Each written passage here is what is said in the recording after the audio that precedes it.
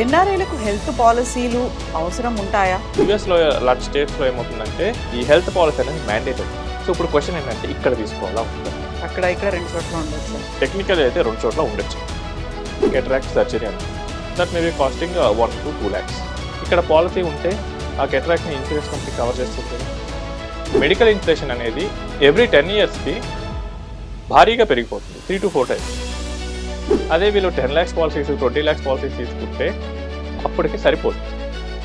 Modern treatments ఉంటాయి, robotic surgery, వీటికి without any limits ఉండేటట్టు చూసుకుంటే బెటర్. ఎందుకంటే ఫ్యూచర్ ఏఐతో జరుగుతుంది. వీటికి లిమిట్స్ ఎంత ఎక్కువ ఉంటే అంత బెటర్.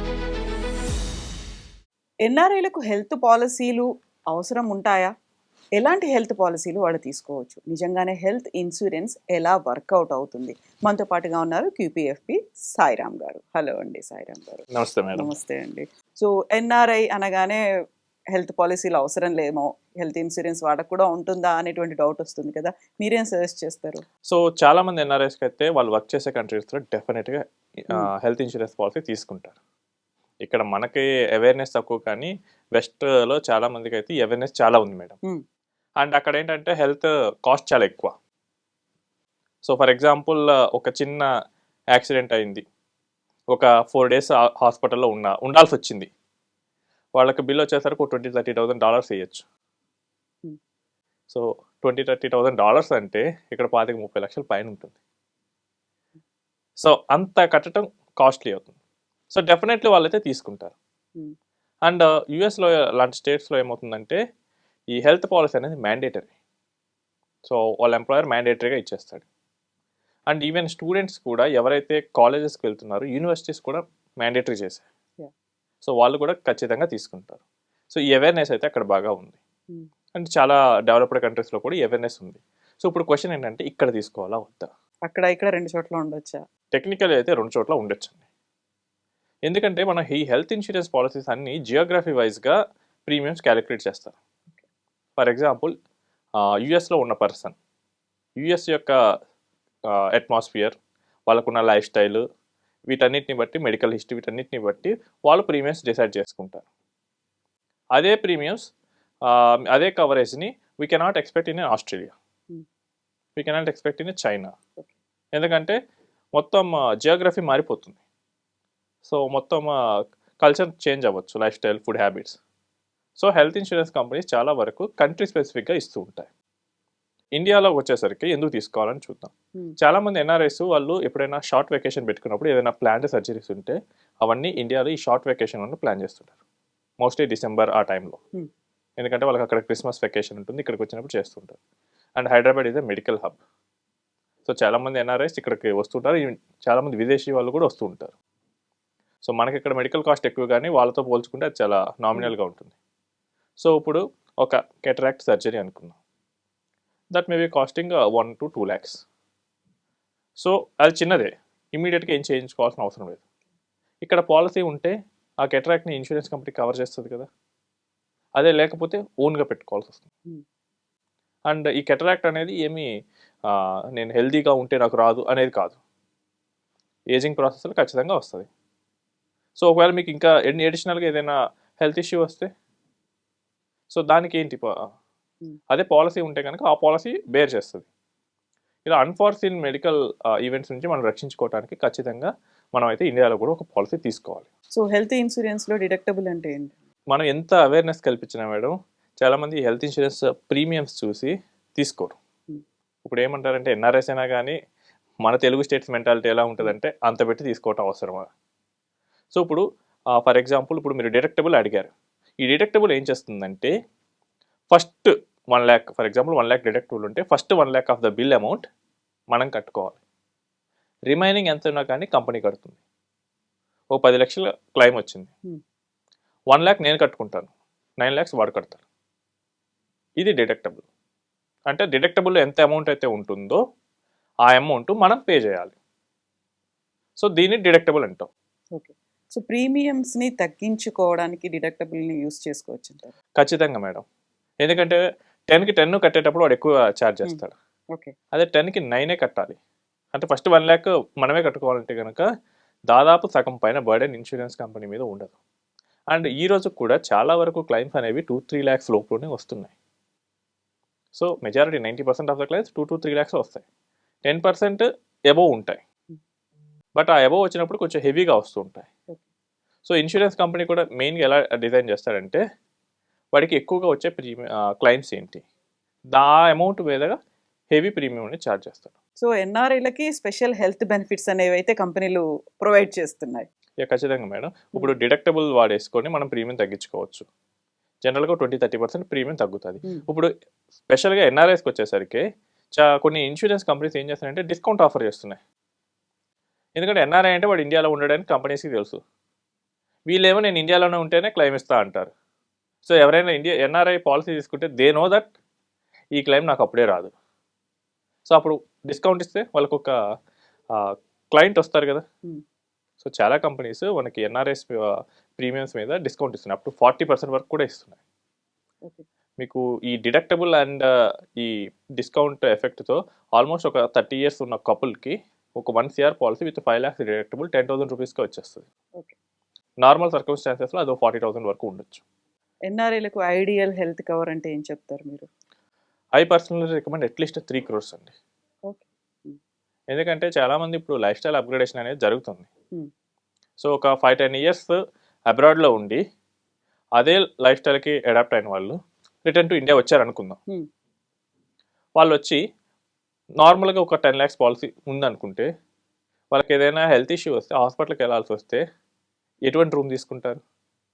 సింగిల్ ప్రైవేట్ రూమ్ లేదా ఇంకా అంతకన్నా తక్కువ. అండ్ ఇంకోటి ఏంటంటే ఈ లైఫ్ స్టైల్కి అలవాటు పడ్డ వాళ్ళు చిన్న హాస్పిటల్లో వెళ్తారు. అది నాకు ఒక doubt. They can select corporates, big corporates, Apollo, Yashoda ఇవి సెలెక్ట్ చేసుకోవచ్చు. పెద్ద రూమ్స్ సూట్ రూమ్ 70,000 పైన ఉంటుంది. సో జస్ట్ ఒకరోజు హాస్పిటల్లో ఉంటే సూట్ రూమ్లో వాళ్ళకి 70,000 పైన పే చేయాలి. సో అంటే అక్కడ బెనిఫిట్స్ అలానే ఉంటాయి. అదొక అప్పుడు హాస్పిటల్లో ఉండదు ఆ ఎన్విరాన్మెంట్. సో వీళ్ళు ఇలాంటి లైఫ్ స్టైల్కి అలవాటు పడ్డ వాళ్ళు చిన్న పాలసీస్ తీసుకుంటే ఏమవుతుందంటే ఏదైనా ఇష్యూ వచ్చినప్పుడు అడ్జస్ట్ అవ్వాల్సి వస్తుంది. అండ్ ఇంకోటి ఏంటంటే మనకి మెడికల్ ఇన్ఫ్లేషన్ అనేది ఎవ్రీ 10 yearsకి భారీగా పెరిగిపోతుంది, 3 to 4 times. అంటే ఫర్ ఎగ్జాంపుల్ మీకు ఇందాక కెట్రాక్ట్ 1 to 2 lakhs చెప్పాను. ఇది 20 yearsకి వచ్చేసరికి 20 lakhs అవుతుంది.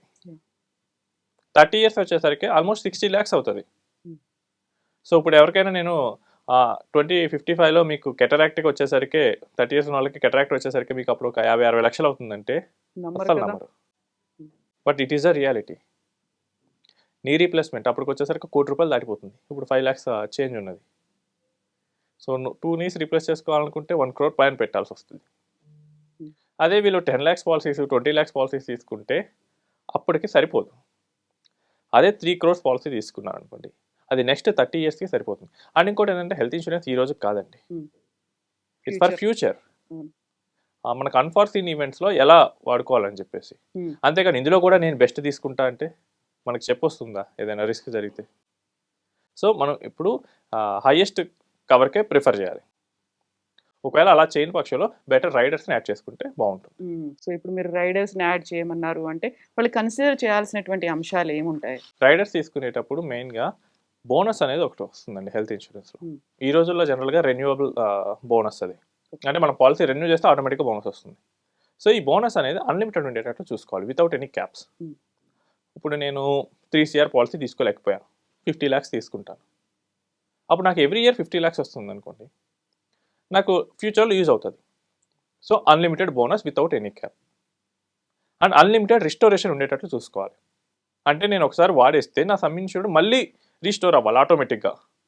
ఇప్పుడు నేను వెళ్ళి హాస్పిటల్లో జాయిన్ అయ్యాను, ఒక 10 lakhs వాడుకున్నాను, బయటకు వచ్చినప్పుడు మళ్ళీ నాకు నా 50 lakhs అవైలబుల్ ఉండాలి. అంతేగాని నువ్వు 10 వాడుకున్నావు కదా నీకు 40 ఇస్తాం, ఇలాంటివి ఉండకుండా చూసుకోవాలి. నెక్స్ట్ హెల్త్ చెకప్ ఆప్షన్ ఉండేటట్లు చూసుకోవాలి. నెక్స్ట్ ఏంటంటే మోడర్న్ ట్రీట్మెంట్స్ ఉంటాయి, రోబోటిక్ సర్జరీ ఇలాంటివి. వీటికి వితౌట్ ఎనీ లిమిట్స్ ఉండేటట్లు చూసుకుంటే బెటర్. ఒకవేళ లిమిట్స్ ఉన్నా కానీ 1 crore, 2 crores, 3 crores అలా ఉంటే బెటర్. ఎందుకంటే ఫ్యూచర్ ఏఐతో జరుగుతుంది. ప్రజెంట్ అయితే సాఫ్ట్వేర్ ఇండస్ట్రీ ఇంపాక్ట్ అవుతుంది, ఇంకొంత కాలం అయితే కనుక ఏఐ మెడికల్ ఇండస్ట్రీని కూడా ఇంపాక్ట్ చేస్తుంది.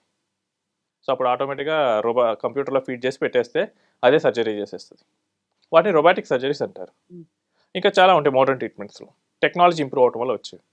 వీటికి లిమిట్స్ ఎంత ఎక్కువ ఉంటే అంత బెటర్. అంటే some insured amount 1 crore 2 crores 3 crores అలా ఎక్కువ పెట్టుకోవాలి. అలా కాకుండా నీకు నేను 10 lakhs వరకే ఇస్తాను, అలాంటివి అయితే కనుక మనకి ఫ్యూచర్లో ప్రాబ్లం వస్తుంది. అండ్ ఇంకోటి వచ్చేసరికి వరల్డ్ వైడ్ కవరేజ్. ఎంత ఇప్పుడు చూసుకున్నా కానీ మనకి క్యాన్సర్ లాంటి అడ్వాన్స్డ్ ఇష్యూస్లో మనకి ఈ ట్రీట్మెంట్ అనేది ఇండియాలో కన్నా అమెరికా ఇలాంటి కంట్రీస్లోనే ఉంది. మీకు గ్లోబల్ కవరేజ్ ఉంటే కనుక అక్కడికి వెళ్ళి కూడా ట్రీట్మెంట్ తీసుకోవచ్చు. సో మనం చూస్తూ ఉంటాం చాలామంది సెలబ్రిటీస్ని. సో వాళ్ళు క్యాన్సర్ వస్తే యూఎస్ వెళ్తారు. సో వాళ్ళు అఫోర్డబుల్ కాబట్టి దే కెన్ పే. అదే ఒక నార్మల్ పర్సన్ అలా వెళ్ళలేడు. If you had a health insurance then ఖచ్చితంగా అతను వెళ్ళి అక్కడ తీసుకోవచ్చు treatment. I saw a person from Bengaluru oncology treatment కోసం he went to UK. And ఆయన ఇన్సూరెన్స్ కంపెనీ 95 lakhs పే చేసింది. And he's a business man.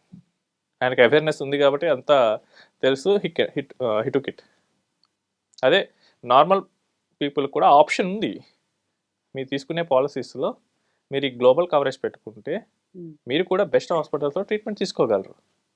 So ఇది కూడా ఉండేటట్లు చూసుకోవాలి. అండ్ ఎన్ఆర్ఎస్కి ఇది మ్యాండేటరీ, ఎందుకంటే వాళ్ళు బయట కంట్రీస్లో ఎక్కువ తిరుగుతూ ఉంటారు కాబట్టి. సో ఈ మెయిన్గా ఈ 5 ఫీచర్స్ ఉండేటట్లు చూసుకోవాలి. Right ma'am.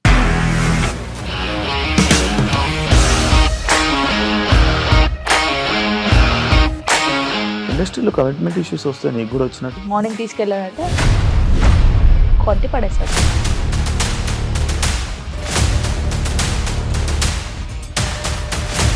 ఒక్కళ్ళు కూడా చూడలేదు ఈ సినిమా అని చెప్పడానికి కూడా చాలా ధైర్యం కావాలి. అది నిజం కదా, దాంట్లో ధైర్యం ఏంటి? ఇది నెక్స్ట్ డే ప్లేట్ మార్చేస్తే తప్పు కదా. As of now we are comfortable this అని నేను అనుకుంటున్నాను. రష్మిక గారిది మీది ఒకే ఊరంట కదా? నీకు కోపం వచ్చిందంటే బాగా తిట్టేత్తరా? తిట్టేద్దామండి. నిజంగా గేమ్ ని ఎలా చేంజ్ చేయగలిగారు? ఏపీఎస్ఎఫ్సి వాళ్ళకి 6 నెలల్లో నేను 6 లక్షలు కట్టా. బిజినెస్ చేయాలనుకుంటే it is as difficult as riding a tiger.